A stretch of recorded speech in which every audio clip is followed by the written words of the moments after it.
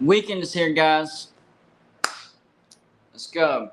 The only thing that I can associate the weekend with, because I do videos every day, okay? The only thing that I can associate the weekend is I usually do take a break off of live shows. So that's my weekend.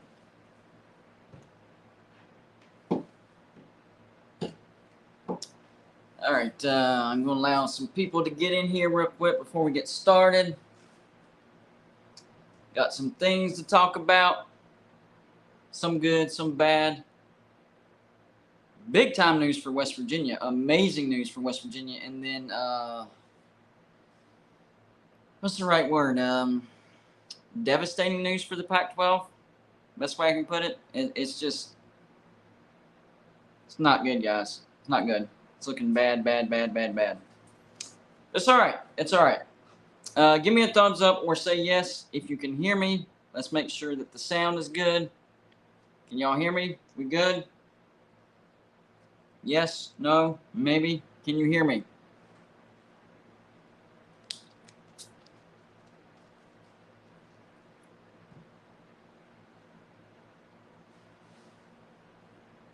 If you can hear me,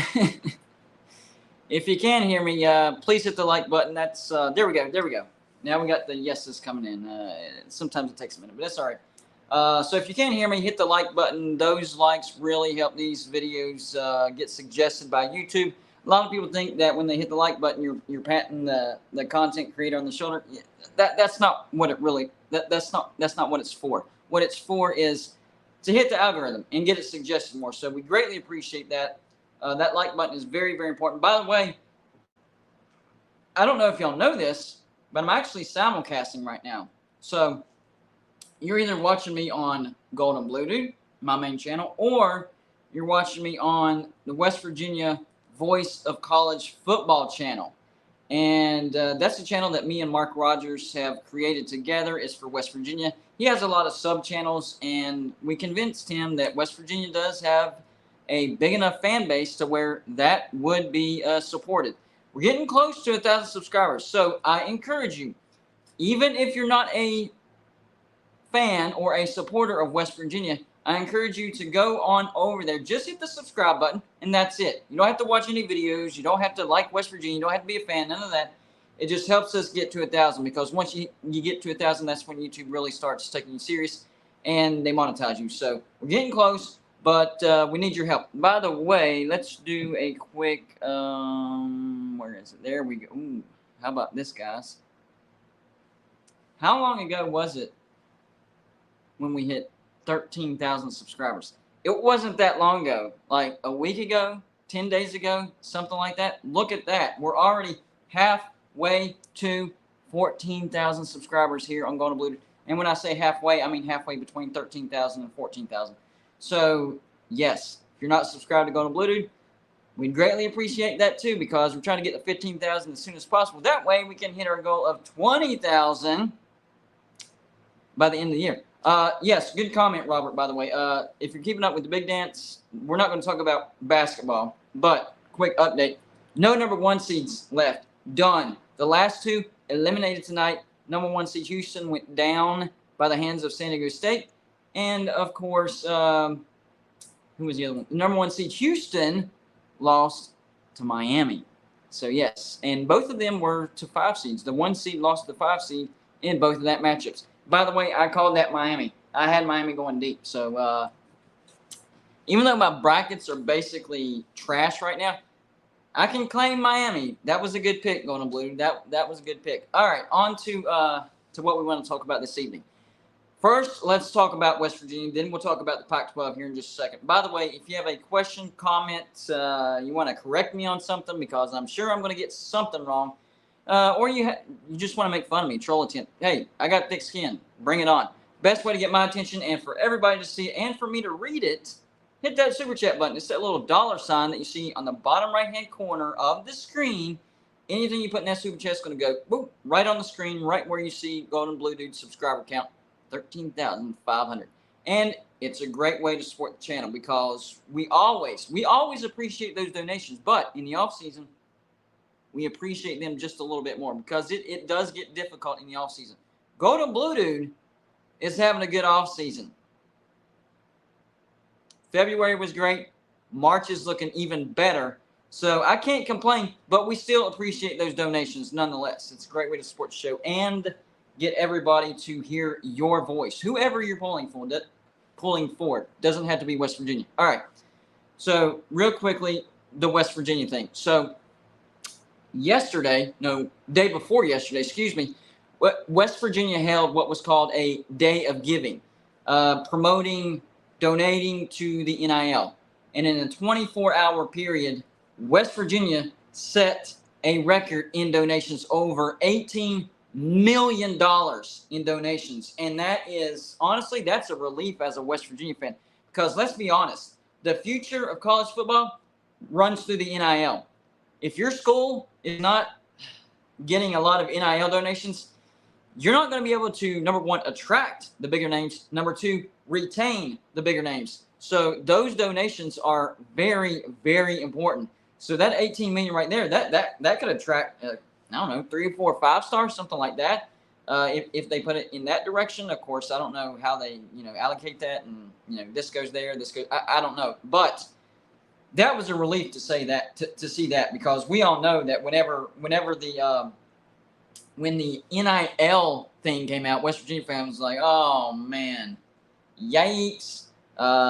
We have a decent fan base, but compared to these other brands, our fan base is not that large. But on March 22nd, the fan base spoke and they donated. And the cool thing was, our athletic director, Ren Baker, actually led the way with a donation of $100,000. The athletic director of West Virginia donated to West Virginia $100,000 out of his own salary. That is amazing. That is amazing. I love it. Very relieved. That's going to help West Virginia get some big time talent. Maybe that's, hey, listen, maybe that's the saving grace of Neil Brown. And no. I am not supporting him. Do not take it that way. I'm not saying I hope he makes it through it. And we no. That train took off last year. The Texas game was when I was like, I'm done backing this guy. I'm done supporting him, and I'm done making excuses for him. So now it's all on him. If he does great, that's fine. But I'm not saying, oh man, we got to give him one more year no matter what. Even if we go 5-7, 6-6, 7, no. 8-4 or get out of Morgantown. This is year 5, no excuses. So the NIL excuse, boop, out the window. Neil Brown has exactly zero excuses left in Morgantown. So we'll see what happens. We'll see if we can get some big time talent in the offseason. I'm hoping we can. West Virginia, the West Virginia fan base, they did their part. Now it's up to the coaching staff. Honestly, I think we should at least take some of that salary and get a decent defensive coordinator, because Jordan Leslie, he is not cutting the mustard. Not even close. He's not even sniffing the mustard. Let's get that straight. Terrible defensive coordinator. Get him out. Use the NIL to get in a decent defensive coordinator. I'd be good with, let's see, Tony Gibson out of NC State. That's who I want. He was a great defensive coordinator at West Virginia. But, of course, Neil Brown didn't see the potential, or not the potential, what he was actually doing, and let him go. And then promoted Jordan Leslie. I'm like, what are you doing? And now we see a defense that looks like basically Swiss cheese. So, NIL locked down. All eyes are on you in Morgantown as far as Neil Brown goes. What are you going to do, buddy? What is West Virginia going to do with that money? All right. Now that we got that taken care of for the main event, guys, and that is, Pac-12. That's what I've been talking about for the past month or so. And, of course, I did a couple videos. Well, I did 3 videos today. 3 videos. That's how busy today was. And this wasn't breaking news or anything. I heard this yesterday, but I had some other things that I was doing as far as videos go. But J.K. Marshall, what I'm about to say, not rumors. This is fact. The ESPN offer to the Pac-12 is laughable. Not good at all. They are offering $90 million a year to the Pac-12. I will say this. A lot of the videos, the content of those videos that I put out, yeah, speculation, rumors, 100%. But this deal, these numbers, real numbers. ESPN, that equals out to, think about this. Think about this, guys. So 90 million a year, right?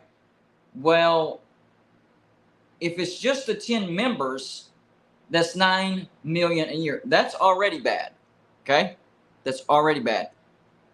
Are they cornering the Pac-12 into not expanding? Because listen, adding SMU and San Diego State, that is not going to budge ESPN. In fact, nothing's going to budge ESPN. That is ESPN's final offer. That's it. Got you, JK. I got you, buddy. That's it. That is ESPN's final offer. And now the question is, deal or no deal? We'll see if the Pac-12 takes the deal or not. They might have to. Might not have a choice. I don't know. Here's the problem. So when I say this deal is streaming heavy, I mean this deal is streaming heavy. So not only did the ESPN deal lowball the Pac-12, but check this out. They only want 2 games a week. All right, one on linear cable and another on ESPN Plus. And the other 2 main partners, ESPN's not even the main partner. They're like tier 2 or tier 3. They're not the main partner. But the other 2 main partners, Jason Moore, go look at the title. Am I not talking about what was in the title? Know what clickbait means before you say it. My God, people that say clickbait all the time, they have no idea what the term means. If it's in the title and I'm talking about it, guess what? It's not clickbait. Whether you agree with it or not, it's not clickbait, buddy. So for the Pac-12, San Diego State, SMU not going to add any revenue at all. None at all. So they're looking at 9, and this is just from ESPN. I don't know the numbers from Apple or Amazon. Not going to pretend to. I don't. I'm just relaying ESPN. Okay, that's it. So when I say streaming heavy, I'm saying streaming heavy, as in they're only going to get one game a week on linear cable. That is it. One. That's it. Okay, so Pac-12 after dark. Okay, but one game. That's it. They're not going to get these 7:30 slots or the noon slots or anything like that. They're going to have one game, Pac-12 after dark, and that's it. That's it. So we're talking like 95% streaming. And so if you want to watch a Pac-12 game, other than if they take this deal, okay, the only way to watch Pac-12 is that one game at 10:30 at night on a Saturday, Cal versus Washington State. You know, who doesn't love that great matchup? Or pay a subscription to watch, your Washington versus Oregon big-time matchup, because Apple is going to have the top tier, and they're going to have the first choice. Amazon will have the second choice. So when I say Pac-12 after dark, and no offense to the fans of these lower teams, this is the truth. It is what it is. It's just like West Virginia. We know we're not a top brand, okay? It is what it is. Let's not pretend to be something that we're not. So the matchups that we could be seeing, Oregon State versus Cal, Arizona State versus, Stanford, stuff like that. It's not good. It's not good. Joshua, hopefully I say your name correctly. Is it Bro or Brew or Brow? It might be Brow. Let me know in the comments, please, because I don't want to butcher your name. I really don't. Joshua, I'm going to go with Brew. I'm going to go with Brew. Maybe. I don't know. Joshua Brew, Joshua Brow, Joshua Bro. One of those. Thank you for the $4.99 donation. Says, Pac-12 TV deal offer is worse than the ACC's current deal. Oh, absolutely.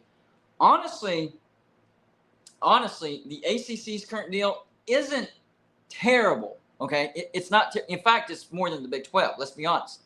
It's more than the Big 12. But compared to what the SEC and what the Big 10 is getting, yes, it's a terrible deal.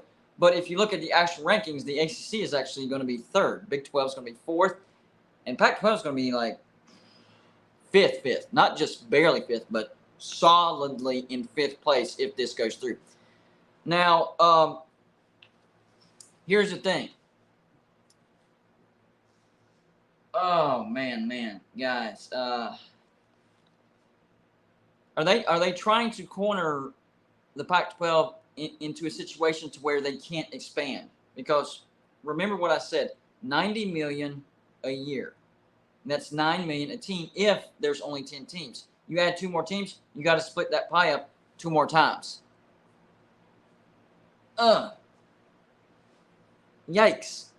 So not only are they lowballing them, not only are they pigeonholing them as far as the streaming goes, but now they might be literally making it to where the Pac-12 can't expand. And so the people that I talk to that are, okay, let me be clear about something. I talk to a lot of people. Some of them like the Big 12 over the Pac-12, and some of them like the Pac-12 over the Big 12. And all the people that I've been talking to that like the Pac-12 over the Big 12, they've given me date after date after date after date. Go to Blue Dude, look for this date. Something good's going to happen. Expansion, deal. Oh, something came up, blah, blah, blah. Look for this date. Oh, something came up, blah, blah, blah. Oh, look for this date. Reminds me of whenever I was told that West Virginia and Notre Dame were going to the ACC. Yeah, I will never, ever forget that. That's when I learned my lesson about predictions. No more predictions when it comes to conference realignment, because as good as your source is, there's no such thing as a sure thing until it actually happens. And that's what's been, that's when, well, not when, that's how this compares to. What this is reminding me of is West Virginia, Notre Dame. It never happened. West Virginia, Notre Dame to the ACC. It never happened. And these dates that I'm hearing, they're not happening. So it's like, man, I'm not wishing ill will on the Pac-12. I've been clear about that. I like the Pac-12. I'm actually hoping the Pac-12 pulls through this. I realize that, you know, it's beneficial for the Big 12 to get some of these teams out of the Pac-12, but it is not beneficial for West Virginia. It's not. Our travel is already horrendous, terrible, not good. But for the Big 12, it would be advantageous. My personal opinion, I hope it doesn't happen. But from everything that I'm seeing, it looks like it's going to happen. That's all I'm saying. Now, would I be okay with the Big 12 getting these teams out of the Pac-12 and then, you know, the ACC starts to crumble and we get teams of the ACC? Yes. Then I would be okay with it. As long as we get some teams of the ACC and who knows, maybe even potentially some teams out of the Big East for basketball, because I made a video on Brett Yormark getting a footprint in New York City. Listen, Brett Yormark, he doesn't just have connections to have them. He uses them. Now the Big 12 has a partnership with Rutgers Park. They have a conference-wide pro day. I mean, they're showing, hey, if you come to the Big 12, your exposure to the next level, whether it's the NBA or the NFL, it is going to be at the highest. Now, these other conferences might get you better exposure when it comes to TV, but we're going to get you straight to the man. They're not even going to have to watch you on TV. They can see you in person. So he's thinking 5 steps ahead. So while he's working on trying to get these teams to the Pac-12, he's trying to get things set up on the east side to where he can pull in some big brands on the east side when the time is right. This is the difference between George Kliavkoff and Brett Yormark. One thinks that the brand is valuable, and it is. Pac-12 is valuable. If I'm being honest, I actually think that the Pac-12 is more valuable than the Big 12. I know, but think about it. The Pac-12 has Oregon and Washington. Those are 2 premier brands. And then right up there with them, you have Utah. I know Colorado's been down on their luck in football, but it's basically whenever they join the Pac-12. Colorado's a decent brand. You also have, you know, the state brands under Oregon and Washington, as in Oregon State, Washington State, good brands. You look at the Big 12, good brands all across the board, but no premier brands. No premier brands. That's the problem. But The reason why the Big 12 is in the situation that they're in, and the Pac-12 is in the situation they're in is conference commissioner. Conference commissioner. George Kliavkoff sat back and he's like, I'm not worried about this. We still got Oregon and Washington. If the Big 12 can get 31.5 million, we can get 40 million. I mean, we got Oregon and Washington. They pull in big numbers. I'm not worried about this. I'm going to open this to the highest bidder, and you know, we got this in the bag, guys. And then time marches on. Big 12 lock theirs down. Pac-12 bidding still open, and then Fox pulls out. That's not good. And then issues with ESPN. This is not good. And now all this negativity around the Pac-12. This is not good. And we're seeing Brett Yormark.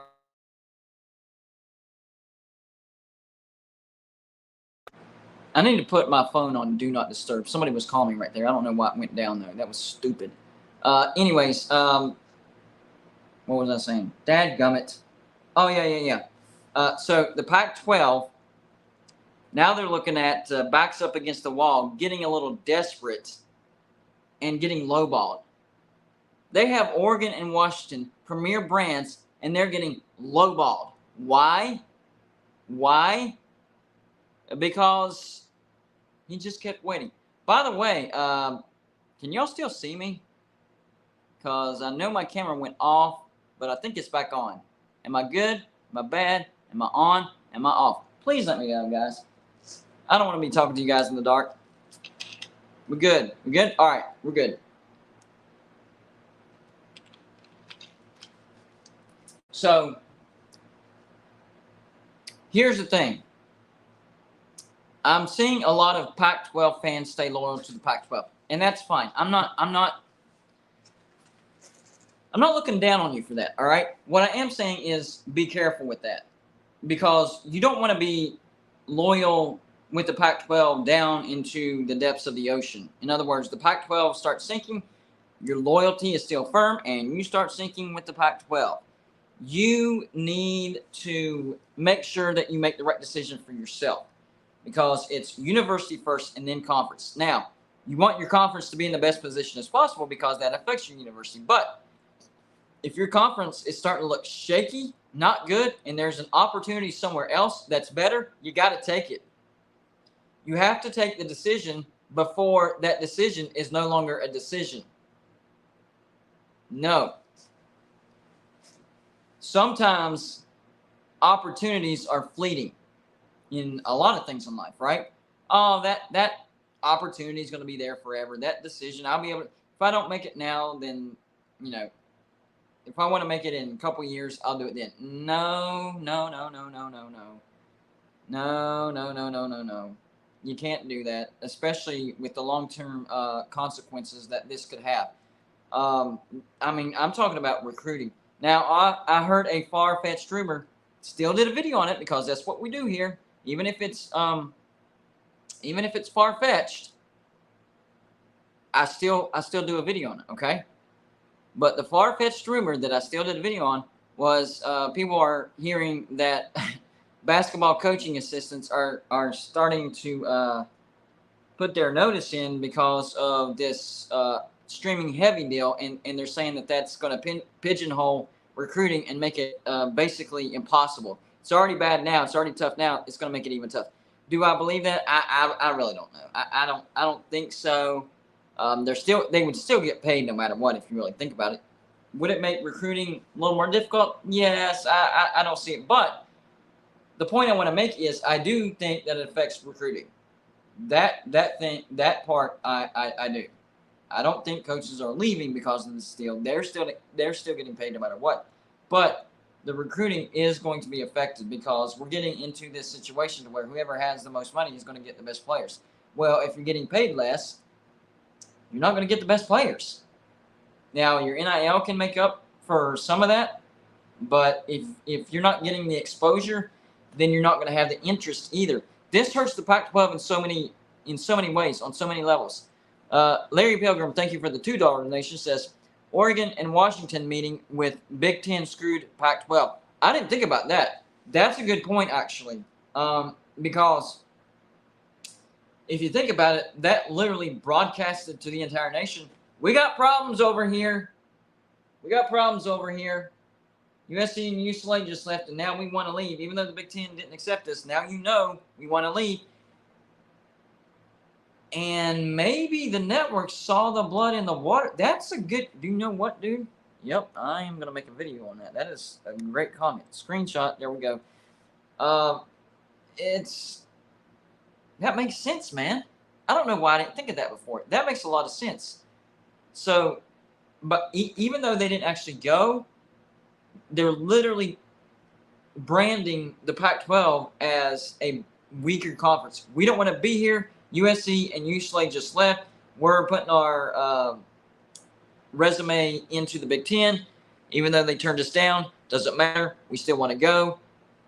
And the networks were like, really? Well, we don't trust the Pac-12 now. We're not going to invest in a lot of money in the Pac-12. Great point, Larry Pilgrim. Great point. That was an A++ comment, and I don't know why I didn't think of that before. So good job. You outdid me. Shooter TX or Shooter Texas, however you want me to say it. Is it you want me to say Shooter TX or Shooter Texas? Either way. Thank you for the $5 donation. Says Big Ten won't invite Oregon and Washington because Fox won't add money for them. Cheaper to do nothing and get them in the Big 12 contract instead. $80 million versus $18 million for Fox. Ooh, I didn't think about that.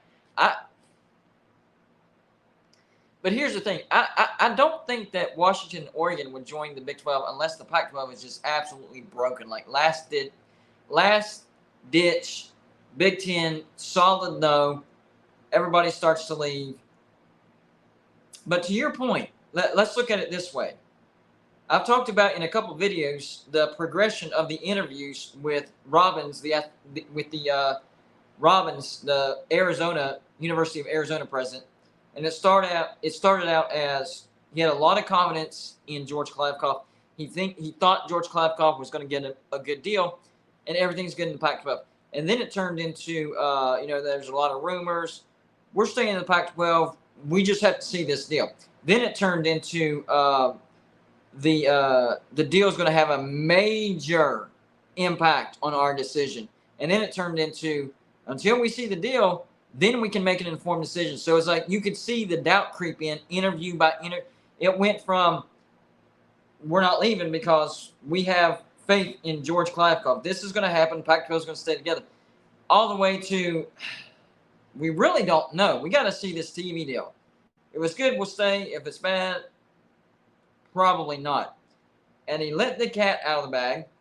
The rumors of these teams talking to the Big 12, no, Golden Blue, dude. You're just believing the propaganda. Well, Robbins stated, I tell Brett all the time, as in he has talks with Brett all the time, and they talk about this. So that rumor was 100% true. Arizona has been talking to the Big 12. I believe all four corners have been talking to the Big 12. I don't think all four corners will leave at first, at least. Not at first. I think it'll be Arizona and Colorado. Then the next wave could be the Big 10 wave, whether it's Oregon and Washington, Stanford, and Cal. And if I had to rank those, 1, 2, 3, 3 would actually be Oregon and Washington, as in least likely. 2, I would have Washington and Stanford. You're getting a great football brand and pretty good, really good elite research brand as well. And then Stanford with its academics and research. But the number one choice, I think, is going to be Stanford and Cal because they have all that value in their research, academics, grants, endowments, all that stuff. And if you have connections to Stanford and Cal, your research revenue goes through the roof. And we know that Utah used that excuse as to why they would never join the Big 12. We're not joining the Big 12 because we know that would hurt us in our research revenue. Well, if the Big 10 takes Stanford and Cal, you don't have that excuse anymore. So are you willing to stay in the Pac-12 without that connection and making less money? I don't think so. So I think the smartest move by the Big 10 would be to take Stanford and Cal. And I think Stanford and Cal would agree to an even lower revenue share than Washington and Oregon because they care about athletics, but not quite as much. Not quite as much. So, first wave, I'm going to say Arizona, Colorado to the Big 12. Second wave, I'm going to say Stanford and Cal to the Big 10. And this is where things get interesting. This is why I said this, because of your comment, Shooter. So, third wave, do they bring in Arizona State and Utah? Who changes their mind? Or maybe they bring in Arizona State, Utah, Oregon State, Washington State. That's a pretty good combo. Or does Washington and Oregon finally bite the bullet and they come in either by themselves or with Arizona State and Utah, or they come in with their rivals? What if Utah and Arizona State are the teams that are left out? First wave is Arizona, Colorado, and this is a big what if, all right? I'm not predicting this, all right? Big what if, all right? Arizona, Colorado to the Big 12. Next wave, Stanford and Cal to the Big 10. Third wave, Washington State, Oregon State to the Big 12. Utah and Arizona State, you're screwed. Utah goes back to the Mountain West. Arizona State, welcome to the Mountain West. Oof. Oof. Now, do I think that's going to happen? No. I don't think that's going to happen. But when you really sit down and think about it, man, it's definitely possible. Definitely. James McKenzie, thank you for the $2 donation, buddy. Says, Washington will go to the Big Ten. Amazon will cover costs. I like that. That's why I have Washington and Stanford at that number 2 spot. I still like Stanford and Cal a little bit better, not just because of their academics, although that's a big thing. Remember, the Big Ten is a Commonwealth conference. What does that mean? Everybody shares their resources. And guess what? Stanford and Cal, they have the most resources out of everybody. And on top of that, something that people don't talk about enough, travel partners for USC and UCLA. Who would be their best travel partners? You got it, Stanford and Cal. You stay within state. But to your point, James, Washington actually has more research revenue than Cal by a significant margin. In fact, I think they have more research revenue than Stanford. So, yes, they have a ton of value. This decision might come down to, do we want the connection to the Stanford-Cal thing, which holds a lot of weight? If you have connections to Stanford and Cal, your research revenue starts pumping, man. Or do they want to go Washington and Stanford? You're still helping UCLA and USC in their travels because Stanford is there. And then Washington up there, I mean, Washington would be kind of screwed in that scenario when it comes to travel. Think about that. They would be the one that would be on an island. But they would be headed to the Big Ten. They would be making all that money. Their recruiting would be great. Their research would be, 100% good to go. Those are the 3 combos that I could see happening in the second phase. Oregon, Washington, which is I actually think is the least likely because Oregon by far has the least amount of research. I actually think they're below Oregon State and Washington State. Like, they're bottom of the barrel whenever it comes to research revenue in the Pac-12. But they have a great football brand. So I got to put them in there, all right? Then Washington and Stanford makes a ton of sense. You have one more travel partner for USC and UCLA. And then Washington, great football brand.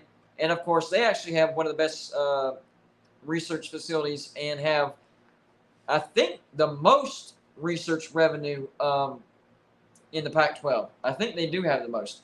So that's a great combo. And then Stanford and Cal, you have that Stanford and Cal connection and its travel partners for both USC and UCLA. There you go. By the way, people that saw the title and wondering, what about this West Virginia thing? When's he going to talk about that? I've already talked about it before, but I'm going to go over it real quick, all right, again, just in case you missed it. West Virginia had a record-setting day when it comes to NIL donations. We had a day of giving on March 22nd, and West Virginia raised over $18 million in NIL. That is a record. And actually, Ren Baker, our athletic director, he led the way with a $100,000 donation. And let me tell you something. That's going to help West Virginia tremendously because NIL is the name of the game whenever it comes to get recruits. And I was sweating bullets whenever I heard that NIL was coming out, and there's no guide rails, so there's no great equalizer. It's every university for themselves. So whoever has the most money is going to get the best players. And I was sweating bullets. This happens. I now have faith. Our fan base definitely is supporting our team. And now Neil Brown has absolutely no excuse to not have a good season, because now we have the money to get some big-time talent and get those players that require a lot of NIL money. I'm not going to say pay for play, but we all know that's what it really is. Shooter TX, thank you for the $5 donation, or Shooter Texas, whichever you prefer, buddy. Amazon would be last to join the Big Ten Conference. Is last pick worth $80 million? No way. Amazon can't waste their money for Illinois versus Rutgers. What he's saying is, if Amazon supported that and bought into that, they would also be supporting the lower brands as well. And he's saying Illinois versus Rutgers, is that worth $80 million a year? And I would agree, no. And maybe that would be the thing that would keep Amazon disinterested. There's arguments on both sides. Remember, Amazon, I don't know if Amazon is affiliated with Washington, but I think their headquarters is right there near the campus. And I think, if I'm wrong, please correct me. I know you will. I think they actually hire. I don't know. There's some type of connect, and somebody messaged me and I forgot. There's some type of connection between University of Washington and Amazon, and I think it's they're near Amazon, and Amazon's willing to support them or something. Maybe be whatever FedEx is for Memphis, something like that. I don't know. There you go. Washington is the biggest supplier of Amazon workers. That's what I was saying. Amazon hires a lot of students out of University of Washington. So, maybe they would encourage Washington to do that, and maybe Amazon wouldn't have to. I don't know. They could get maybe tier 2 rights and not have to shell out that much money, and maybe get like the mid game, so they wouldn't have to worry about Illinois Rutgers. Like the worst game they would put on is like a Michigan State versus Purdue. That's a pretty good game right there. It's not Penn State Ohio State. It's not Penn State Michigan. It's not Ohio State Michigan. It's not Ohio State Michigan State. It's not Michigan State. It's not Penn State Michigan. It's not. You get the picture. But Michigan State Purdue, that's a decent game, and maybe that would fall on the level of Amazon. Think about this comparison, Shooter. Would they be willing to back those games, as far as, let's say, a Michigan versus Purdue, a Wisconsin versus Iowa, those games? Or would it be better if they backed games like, I don't know, Arizona versus Colorado, Washington State versus Cal, Oregon State versus Utah, which that actually would be a decent game because Oregon State's much, much better. But you get what I'm saying. Like the games that they would get in the Big Ten versus the games that they would get in the Pac-12, there's no comparison. However, I don't even know if they can buy into that contract. I'm not sure how that works. I think that contract is already signed, sealed, and delivered, and I'm not even sure that Amazon could get in that. So, somebody would have to explain that to me. I'm not going to sit here and pretend like I know everything there is to know about these contracts, because I don't. I'm guessing a lot of times, and I actually rely on you, the viewers and subscribers, to actually correct me, and you do, and that's how I learn as well. That's why I consider Golden Blued a well-oiled machine. You guys definitely serve a purpose here besides just watching and supporting. You guys fill in the little holes that I leave. I do leave holes because I don't know everything, and then we have this channel has grown so much that we have subscribers all over the nation that know stuff about different things, stuff that I would have no clue about, and you guys fill me in. I'm like, didn't know that. Thank you for the information. So, I consider Golden Blued one of the better brands of college football YouTube. I do, because we're not on the side of just news, predictions, straight up stats and facts and all that stuff. But at the same time, we're not just straight fantasy land. Do we take a step in fantasy land all the time? Yes, we do. But we try to be, informative and entertainment at the same time. I do tend to focus on the entertainment more because, I mean, especially in the off season, it's tough. It is tough with the content. So, yeah. Pepsi break. Would it be great if we got a Pepsi sponsor? By the way, I don't know if y'all know this.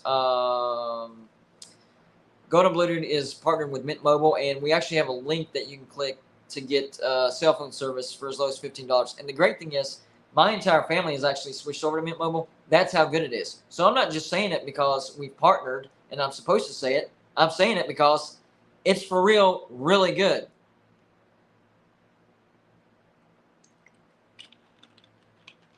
Yes, Bonehead. Big Ten Network does produce their own football games, but that actually makes me think of something. What if Amazon can buy some games off the Big Ten Network? That would make some sense, right? Now, I don't know how that would work out because Amazon would probably want to stream them. I don't know how the Big Ten Network would feel about that. But, hey, money talks, right? Hey, pay us. Yes, here's some games. I don't know the caliber of games that they could get, but, Nebraska versus Minnesota, that's a decent – it's not the best game in the world, but it's a decent game. What about, let's say, Purdue versus Iowa? That's a good game right there. So those mid-tier games, maybe Amazon could get that part of the pie, and they do it through the Big Ten Network. So I'm glad you commented that because that actually makes a little bit of sense. I don't know the ins and outs of it, but it does make sense that they could do that for sure.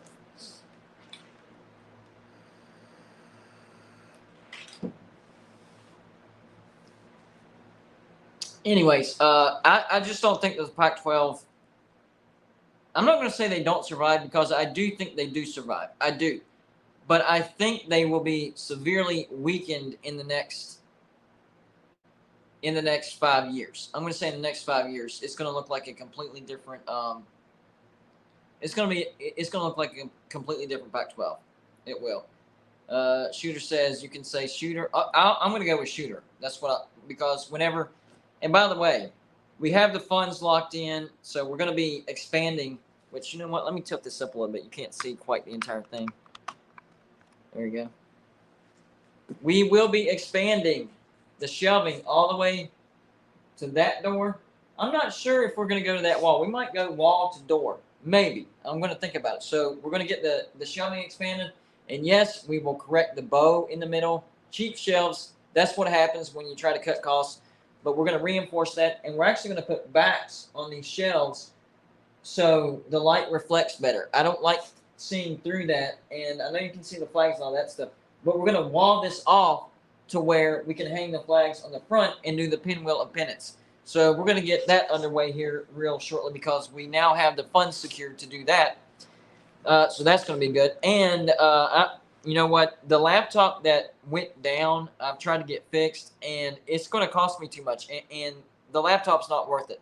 It was a laptop that functioned, but that's about it. So we have the funds to get a new laptop. We're going to do that as well. And whenever I'm able to do that, that's when I'll be able to invite people back on. That's a big problem. Whenever I do a live show on my phone, I literally can't comment in my comment section. So I can't share the link either. So whenever Joey's available, not tonight. We're not doing it tonight, Joey. I know you're in the comment section tonight. But on another show, and if Joey's in the comment section, I might allow him to put the StreamYard link in the comment section, and we can start doing, the guest type of thing.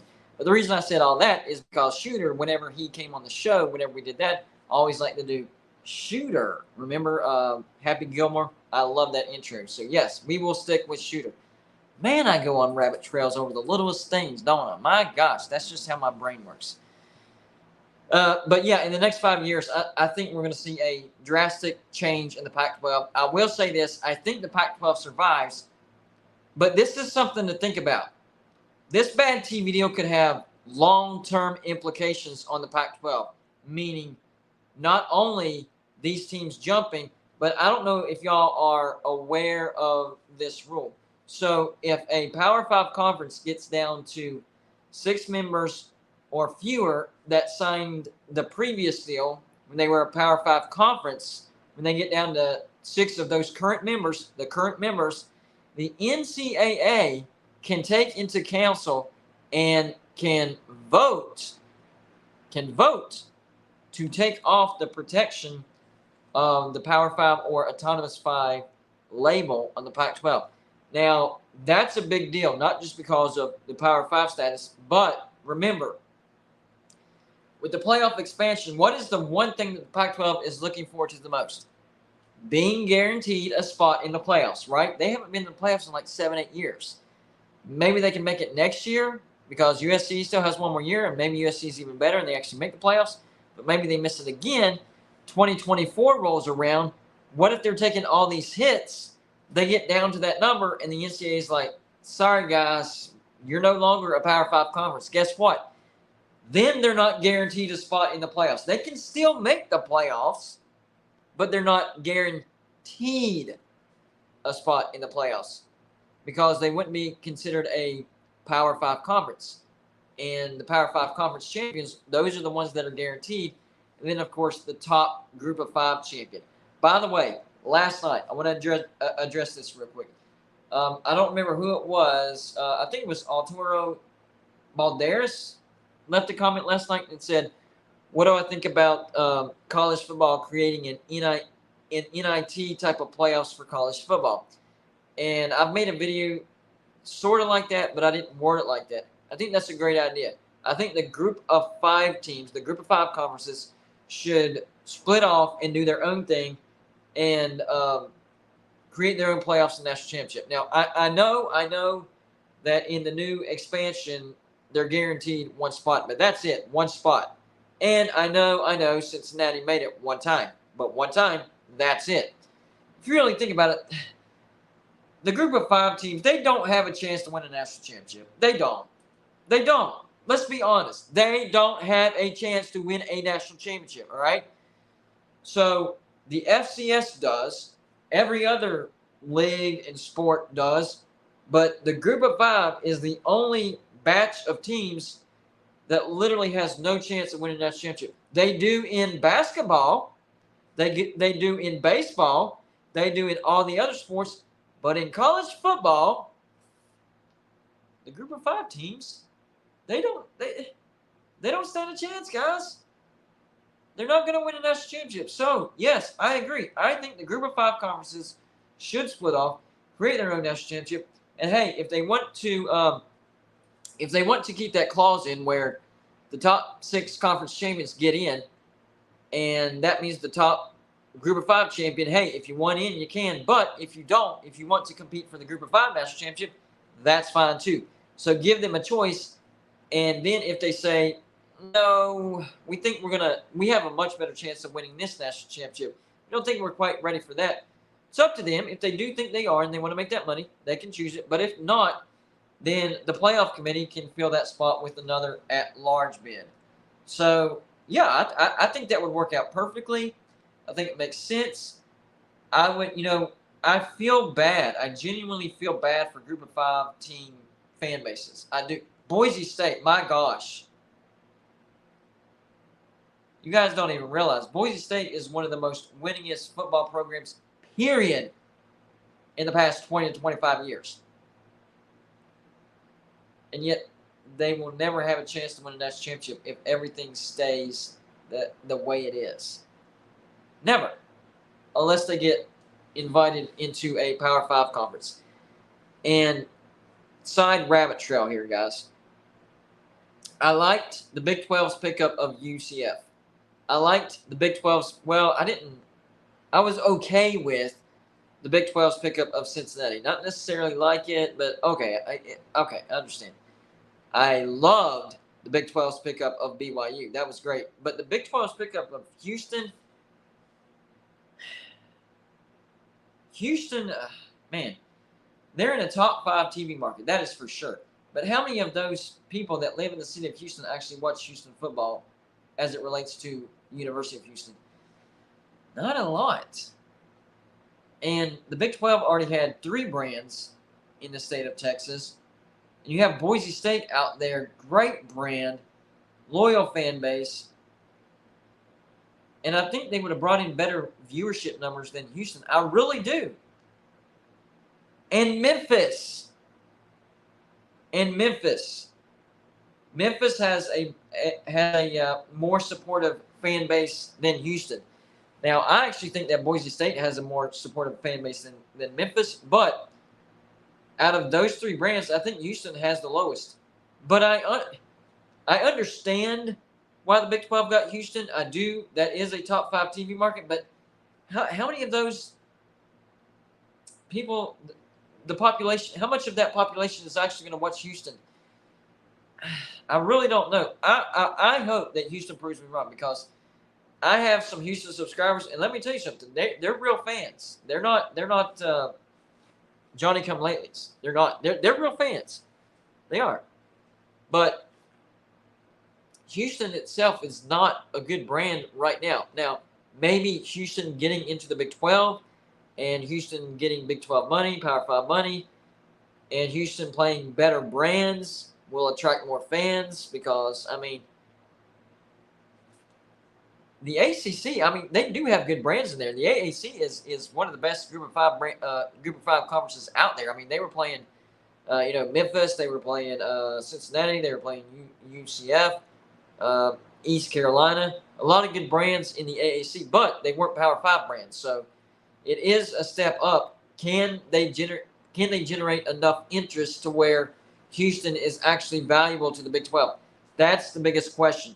The home run get for the Big 12 was BYU. And this exploited the dumb decision of the Pac-12 not allowing BYU into their conference. You can't use academics and research revenue as an excuse to keep BYU out. They're actually really, really good. They're actually above some of the teams in the current Pac-12 when it comes to research revenue. It all came down to Utah. It all came down to the religious thing. It is what it is. I'm not throwing stones or anything like that. It is what it is. Major mistake by the Pac-12, guys. Major mistake. Okay.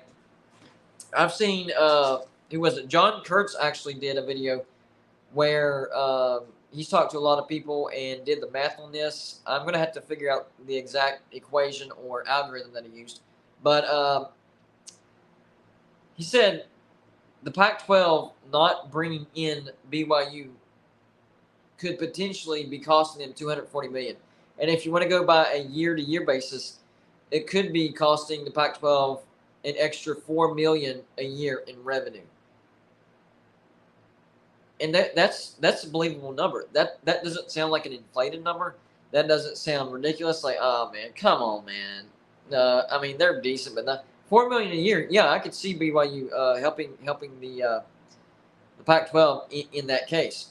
So they're missing out on that. And on top of that, the Big 12 did pick up BYU. So that decision by the Pac-12 not bringing in BYU, number one, it hurt them with their athletics, because BYU would have brought in a national audience, possibly international audience, because of the religious affiliation. So they're losing out on that revenue. And then on top of that, their competition, their head-to-head competition, Big 12 got them. Now, I've seen from Pac-12 fans, Pac-12 sources, Pac-12 leadership, Pac-12 anything saying, if we had it all over to do it again, we wouldn't bring in BYU. Wouldn't happen. So they are dead set against BYU. So it's not like, we missed out on it. No, it's not like that at all. They would not bring in BYU under any circumstances. None. Not going to happen. So they're not regretting that decision. But my point is, it's costing them. It cost them in the past. It is costing them right now. And it will continue to cost them. Can the Pac-12 come out of this and survive unscathed? I don't think so. But if they do, this would be one of the biggest saves of all time. George Kliavkoff has drug his heels. George Kliavkoff underestimated the tenacity of Brett Yormark. George Kliavkoff got lazy. Let's just be honest. George Kliavkoff, he got lazy, man. And honestly, I'm mad at the dude. I'm mad at George Kliavkoff. Why? Because the Pac-12 is in this Terrible, terrible position. Okay. Then on top of that, he's not saying anything. He's saying absolutely nothing. So what we're seeing is the presidents, board of regents, athletic directors, they're having to come out and they're having to come out and defend George Kliavkoff. We still have faith in George Kliavkoff. We still think we're going to have a good deal. We can't leave until we actually see the deal. And I understand that. You have to at least see the deal, right? That's fine. So I understand that part.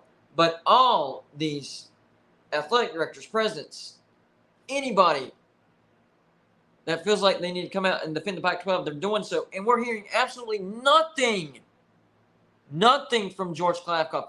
That's what makes me mad. You know what that tells me? He is a weak leader.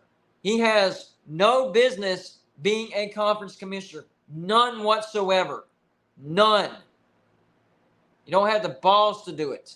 Not at all. So if I was the Pac-12, I'd be like, if this does get solved and we make at least close to the Big 12 and we retain everybody, we need to have a talk. This can't happen again. Because think about it. Best case scenario for the Pac-12 is somehow, some way they get through this. They get a deal that's at least close to the Big 12, right? But it's still not going to be great, and they survive. But for how long? 3 years? 5 years? If this is streaming heavy and they only get one game a week on linear cable, one. Because the ESPN deal is they want 2 games a week. One's going to be on ESPN, the cable, and the other's going to be on ESPN Plus. So that's 1 game on cable. That's it. It's not good at all. So even if they do survive this, for how long?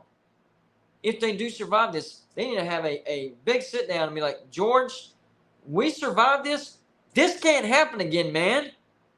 You said nothing. We had your back out there. We were taking bullets for you, and you shoved us into the bullets, man. You can't do this. Packer 910. Hey, I haven't seen you in a while, buddy. Good to see you, man. Thank you for the $5 donation. Says, if Big 12 adds 4 corners, how much does W travel expenses increase? Yeah. I don't know how much, but like I've said, I'm actually hoping the Pac-12 pulls through this. I'm not big on the Big 12 getting these teams on the Pac-12. I'm not going to come out and say I hope it doesn't happen. But it wouldn't devastate. Oh man, we didn't get it. I would be like, okay, I'm good with that because our travel is already bad. And yes, it would cost us a lot more. Now, having said that, like I said earlier in the show, as long as we take advantage of the ACC when it starts to crumble and we add to the East side, then I'm okay with it. But if we only expand on the West side, then I'm going to go crazy. You're going to see Golden and Blue Dude go crazy again. But that's why I mentioned earlier in this video, Brett Yormark getting a solid footprint in New York City, the #1 TV market in the entire nation. The Big 12 now has a partnership with Rutgers Park. The Big 12 is now going to have a conference-wide pro day. So he's literally telling these athletes, these recruits, hey, come to the Big 12. You're going to have direct access to the NFL and NBA. I mean, yeah, SEC, Big 10, you have more exposure through TV. But we can get you face-to-face to them, all right? So we understand the draw to playing on TV and NFL and NBA seeing you that way. But if you want to, shake their hand and show them what you got in person, Big 12 is the way to go. So he's laying the footers. He's laying the foundation for Big 12 East expansion. The more I see him do, the more I'm thinking this guy's way ahead of the game. He is thinking 5 moves ahead of everybody else. He's doing 2 things at the same time right now. 1, getting those teams out of the Pac-12, doing his best, talking to them as much as possible. The second thing, he's also over here on the East side laying the foundation to try to get teams, should the opportunity present itself, and I think it will from the ACC. And on top of that, he is a basketball guy. I do think he will talk to some of these Big East teams in basketball and say, hey, we know that you love the Big East, but the Big 12 is now the best basketball conference, whether you like it or not. You're a close second. Big East is close second. You guys are good. But the Big 12, we're the best. Which, by the way, today I heard something. I'll do a video on this tomorrow. I heard from a close source who's actually a Pac-12 sympathist. So it kind of surprised me that he said this. He said, expect the Big 12 to announce Gonzaga in 10 days. All right, so what I'm going to do, I'm going to make a video on that. And I will say in 10 days. But it's still not a prediction, all right? So expect the video and know that it's not a prediction. But that's entertainment right there. And then if it happens, that would be crazy. And then if it doesn't, hey, it doesn't happen. Wouldn't be the first time that something like that happens. So we'll see if it actually happens. I actually trust this this bit of information. It makes a lot of sense. It would be after the big dance. Remember, timing. What did I say? We're going to start seeing moves from the Big 12 as far as actual announcements after the big dance. Why? Because the Big 12 thrives in the big dance. As good of a football season as they had last year, big dance is where they really thrive. Now, this year, 1 seed Kansas went down, I think in the second round to Arkansas. Baylor's out, right? West Virginia got knocked out in the first round. Who else made it? TCU got knocked out. Is Kansas State? Yeah, Iowa State got knocked out in the play-in game, I think. No, not the play-in game, but the first round. Or wasn't the play-in game. They got knocked out by Pitt, I think. Anyways, Kansas State might be the only Big 12 team left in the big dance. So they're not having a great big dance, but, if Kansas State goes on to win the whole thing, and I predicted Kansas State to make a deep run, I think they're a real contender. We'll see. I don't know. Does anybody have a score update on today?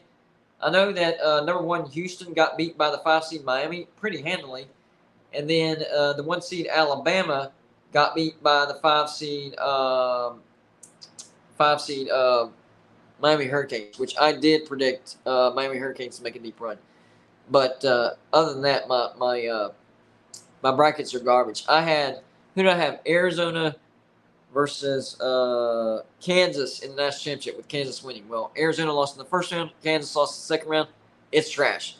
Shooter with the $5 donation says, GK is old type conference leader, academia. Yep. Yormark is the future business/branding negotiator. Love that. Big 12 adding Pac teams will be major media events. Exactly right. And what Shooter means by this is not only is Brett Yormark making moves from the Big 12, but he is branding the Big 12. He is letting everybody know, number 1, the Big 12's aggressive. We're branded. Big 12 is aggressive. You better be on your toes. We're coming. Okay? Second thing is basketball. We the best. The best. We will get Gonzaga. You can't touch us. All right? That'll give him the argument for the Big East teams. I'm telling you, he is laying foundations for future invites. Saying, we got Gonzaga. Guys, Big East can't compete with this. Come on. It's almost like he takes the decision out of the hands of the people he's talking to. He's like, why would you not join the Big 12? What possible reason could you have to not join the Big 12? You have no reason. All right? So just come on and join. 100% agree, Shooter. And before Brett Yormark, let me ask y'all this in the comment section. Before Brett Yormark, how was the Big 12 branded? What comes to mind? What comes to mind? Let me give you a hint. What was it? I think it was 2011. SEC grabs Texas A&M and Missouri. Big Ten grabs Nebraska. Pac-12 grabs Utah. 4 gone. They get 2 teams back in, though, West Virginia and TCU. Big 12 stays at 10 teams for over a decade. And then 2021, SEC comes and get Oklahoma and Texas because the SEC laid the foundation to get Oklahoma and Texas. So that tells you that Greg Sankey, also a shark over there in the SEC. And then the Big 12 brought in BYU, Houston, UCF, and Cincinnati. So what does that tell you? How was the Big 12 branded before Brett Yormark? surviving. That's how we were branded. We weren't branded thriving, sharks out there. Hey, watch out for the Big 12. That's a dangerous conference. We were branded, Big 12 was branded as surviving. Oh, well, they survived. I didn't see that. And I'll be the first to admit, whenever Oklahoma and Texas jumped, and those very strong sources that were members of ACC coaching staffs, I can't mention names, but I can say that, actual members of ACC coaching staffs telling me, yes, ACC bringing in West Virginia, Notre Dame. I was calling it. I'm like, Big 12 is done. And for whatever reason, the talks with ACC and West Virginia fell apart. I don't know about Notre Dame. I don't know what happened there. I don't even know if they talked to Notre Dame. I know for sure they talked to West Virginia. There's even articles about that. That fell apart, and West Virginia stayed, and then they added the 4 teams. So we survived. The Big 12 survived. Under Brett Yormark, the Big 12 isn't labeled surviving anymore. Have you noticed the attitude change of the Big 12 since Brett Yormark joined? Big shift. The dude is business-minded. The dude is brand-minded. And that's what it's all about with him for the Big 12.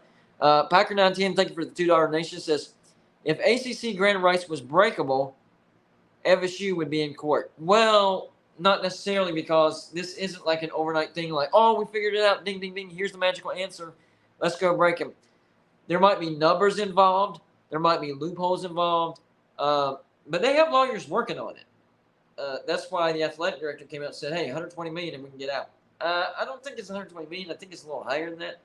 I think $120 million is like the buyout, but I think it's a lot higher to actually get out of the grant of rights. But what you can do is pay the $120 million and then schedule more either true road games or neutral games. That way you have to pay less of that to the ACC, because all your home games labeled ACC games because it's in you're still under the grant of rights.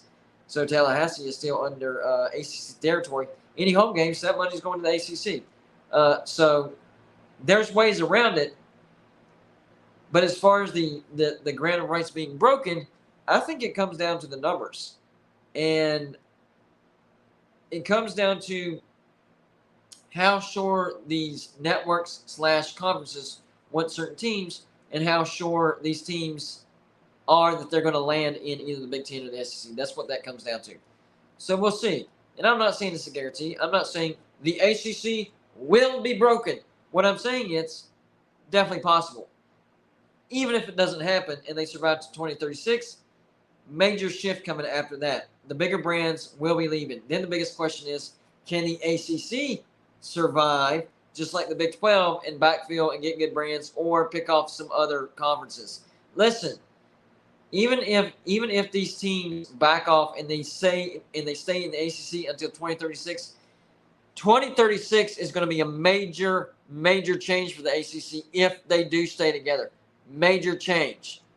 So, days may be numbered, even if it's, another 12, 13 years. But once the Sandman comes around, the ACC is going to sleep. For sure. At least the way we know them. Maybe the ACC survives just like Pac-12 survives, just not as we know it. I do think eventually there will be 2, maybe 3 major conferences. SEC, Big Ten, definitely going to break off. And then I think it's a question of, is Pac-12 going to be the third? Is it going to be the Big 12? Is it going to be the ACC? Or is it going to be a combination of all 3? Could all 3 merge? See, that's one of... What about this, guys? The ACC, the Big 12, and the Pac-12, they're looking at the Big Ten and the SEC, they're like, man, if we can get some teams from that conference or get teams from that conference, maybe we can compete with that as far as revenue or sticking around. Why don't they all put their heads together and be like, wait a minute. United we stand, divided we fall. I'm not talking about a flimsy alliance, because we saw what the Big Ten did to that. Gave the Pac-12 the bird and took USC and UCLA. I'm talking about a real merger between the Pac-12, the Big 12, and the ACC. That's the answer. Now, I like the aggressiveness of Brett Yormark in the Big 12, and I do think they're going to land some teams. But I think the answer for that third mystery conference to survive and break off with the Big 10 and the SEC is we got to merge, or at least the better brands. Hey, if you want to trim some fat, fine, whatever. But you gotta merge and have like a 24 member mega conference. Then you can go after them. That's it. I don't know why they're not. Why are they not thinking of this? It makes too much sense. Do they really think that they have a chance to compete with the SEC and the Big Ten in the long run? I mean, everybody is so short-sighted if you really think about it. And I know Brett Yormark is making moves for future moves, but honestly, the end game, the game changer, the move that would turn everything on its head is a merger of these three conferences. That's what would do it. But, oh man, culture clash. I don't like them. I don't like them. No merger. We can't get along. That's what it comes down to. A difference of culture. That's what it comes down to, guys. That's what it is. Can't do anything about it. Anyways, I'm going to let y'all get out of here. I appreciate the support, guys. I really do. By the way, we are simulcasting both on Golden Blue and the West Virginia Voice of College Football. Look that show up. Hit the subscribe button. Even if you're not a West Virginia fan, that's okay. That's okay. You don't have to watch the videos. But we want to get that channel to 1,000 subscribers so that YouTube starts promoting that as well. Because Mark Rogers, he has a bunch of sub-channels, and he wants every one of those channels to get to 1,000. That way, each fan base is well represented on YouTube through his branding. So if you're not a member of the West Virginia Voice of College Football channel, we're on right now. Go check it out right now. You won't miss anything. You can flip over. I'm still talking, blah, blah, blah, as usual. Hit the subscribe button. That's it. You don't have to do anything else. You don't have to work. You don't have to look at one single video if you don't want to. You want to check it out every once in a while? That's fine. But me and Mark Rogers, we do live shows together. So you will see me over there once a week. And so he allowed me to simulcast this evening because he had some company. I took over, and I just wanted everybody to know here on if you're watching me on Golden Blue, just go hit the subscribe button. That's it. You don't have to worry about it. You don't have to put on the notifications or anything like that. Hit the subscribe button. Get us to 1,000. Greatly appreciate it. Shout out to everybody stopping by. It was Friday night, March Madness. We still had a good show. Got over 100 watching. That's pretty good when you're competing with a bunch of college football YouTubers. There's a major weather event going on, major severe weather going on in the state of Mississippi, Arkansas, and Tennessee. I was watching that before I went live. They think a major tornado went through the upstate of Mississippi, possibly the strongest category as far as EF4, EF5. So a lot of competition out there. We held our own as usual. Golden Blue is growing. Let's keep growing. If you're not subscribed, what are you waiting on? This is what we do. Entertainment and having fun. Hey, if you take yourself too seriously, you're going to miss out on a lot of stuff. That's one thing that I figured out. So we're all about having fun, being entertainment, and talking college football. So hit that subscribe button. We're at 13,500 at last count. Let me get the banner up. Which I don't know why, guys, but here recently on my live shows, as I'm winding down, I'm getting a stopped up nose. Why? Is it like a time? Okay, it's time to get off, so we're going to stop your nose up. I don't know why, but every time now. So anyways, hopefully you guys have a good weekend. Of course, I don't do live shows on the weekend, but you never know. Big time news might happen, and I might do one anyways. But regular videos still coming. We had a great February. We're having a great March. Let's keep this going together, all right? Let's get to 20,000 by the end of the year. Appreciate your support. Shout out to everybody watching. Hey, even if you weren't able to catch the live show and you're watching the replay, hit the like button, hit the thumbs up. That's what helps these videos. And if you're watching live on the way out, hit the like button and go to the West Virginia Voice of College Football YouTube channel and sub to that as well. But as of Friday, right now, the end of this week, Golden Blue Dude is officially out.